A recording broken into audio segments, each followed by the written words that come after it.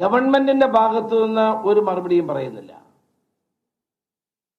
AK ബാലൻ എന്ന് പറഞ്ഞ vigilance അന്വേഷണം നടക്കുന്നില്ല. വിജിലൻസ് അന്വേഷണം ട്രാൻസ്പോർട്ട് കമ്മീഷണർക്കെതിരായി ആരോ കൊടുത്ത പരാതിയാണ്. ട്രാൻസ്പോർട്ട് കമ്മീഷണർ പുത്തലത്തിനെതിരായി, റിട്ടയർ ചെയ്ത മുൻ ട്രാൻസ്പോർട്ട് കമ്മീഷണർ പുത്തലത്തിനെതിരായി ആരോ കൊടുത്ത ഒരു പരാതിയിലാണ് വിജിലൻസ് അന്വേഷണം പ്രഖ്യാപിച്ചിട്ടുള്ളത്.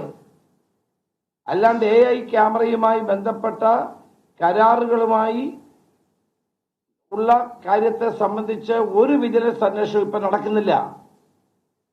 ചില മാധ്യമങ്ങളിൽ വാർത്തകൾ പുറപ്പെടുന്നുണ്ട്, ഫയലുകളെല്ലാം വിജിലൻസ് എടുത്തു. അത് AI ക്യാമറയുമായി ബന്ധപ്പെട്ട ഫയലുകളല്ല, ഈ ട്രാൻസ്ഫറുമായി ബന്ധപ്പെട്ട ഫയലുകളിലുള്ള അന്വേഷണമാണ്. അല്ല എങ്കിൽ ഒരു വിജിലൻസ് അന്വേഷണം നേരിടുന്ന ഘട്ടത്തിൽ വിജിലൻസിന്റെ ചുമതലയുള്ള ഒരു മുഖ്യമന്ത്രി എങ്ങനെയാണ് പോയി പദ്ധതി ഉദ്ഘാടനം ചെയ്തത്? ആളുകളെ പൊട്ടന്മാരാക്കരുത്, ആളുകളുടെ ബുദ്ധിയെ പരീക്ഷിക്കരുത്.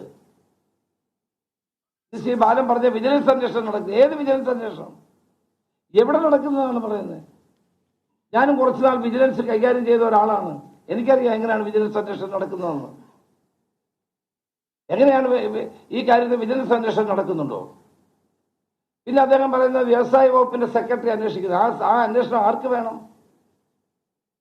ബഹുമാനപ്പെട്ട വ്യവസായ വകുപ്പ് മന്ത്രി പത്രസമ്മേളനം നടത്തുമ്പോൾ അദ്ദേഹത്തിനോടൊപ്പം ഉണ്ടായിരുന്ന ആളാണ് വ്യവസായ വകുപ്പ് സെക്രട്ടറി. ഇലക്ട്രോണിന് പൂർണ്ണമായും ക്ലീൻ ചിറ്റ് നൽകിയ മന്ത്രിയുടെ തൊട്ടടുത്തിരിക്കുന്ന വ്യവസായ വകുപ്പ് സെക്രട്ടറി ഇനി അന്വേഷിച്ചാൽ ആ മന്ത്രി പറഞ്ഞതല്ലാതെ മറ്റ് എന്തായിരിക്കും സെക്രട്ടറി പറയാൻ പോകുന്നത്? അപ്പൊ ഈ അന്വേഷണത്തിന് എന്ത് പ്രസക്തിയാണുള്ളത്?